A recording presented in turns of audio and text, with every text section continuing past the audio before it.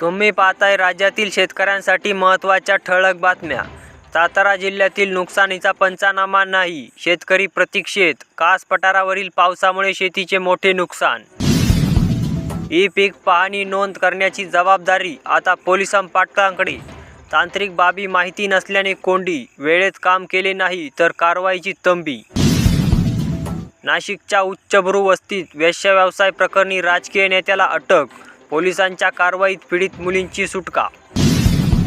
अजित पवारांकडून थेट मुख्यमंत्रीपदाची मागणी, अमित शहांकडे राज्यातही बिहार पॅटर्न राबवण्याचा आग्रह, विमानतळावर घेतली भेट। पूर्व विदर्भात पावसाचा हाहाकार, गोंदियातील वाघ नदीच्या पुरात डिझेल टँकर वाहून गेला, नदीकाठच्या गावांना सतर्कतेचा इशारा।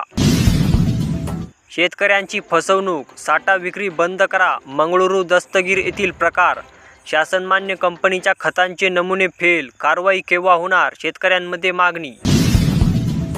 पावसाचा दणका, घनसांगवी तालुक्यात 70,035 हेक्टरवरील पिकांचे मोठे नुकसान, सोयाबीन उत्पादकांचे देव पाण्यात।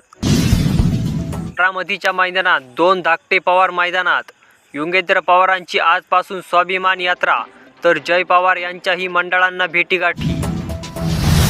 अंतर्गत सर्वेने भाजपमध्ये भीतीचे वातावरण, महायुतीतल्या मित्र पक्षांना विधानसभेच्या 100च्या आत जागा मिळणार, रोहित पवारांनी केला दावा।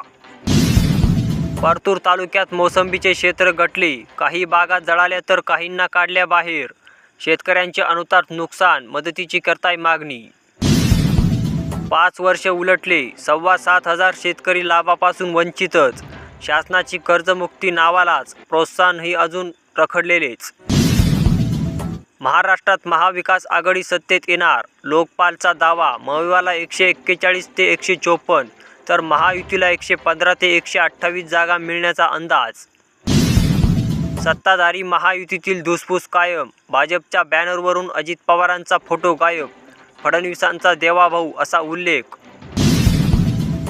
दरासाठी बेदाणा 6 महिने ठेवला तरी भाव न वाढल्याने विकू लागला, ऑक्टोबरमध्ये छाटणीला पैशांची गरज, दसरा दिवाळी तोंडावर, अजून 50% माल पडूनच। बीबी येथे हंगामातील नवीन सोयाबीन खरेदीस प्रारंभ, खरीप हंगामातील नवीन सोयाबीन बाजारात प्रति क्विंटल 6,500 भाव।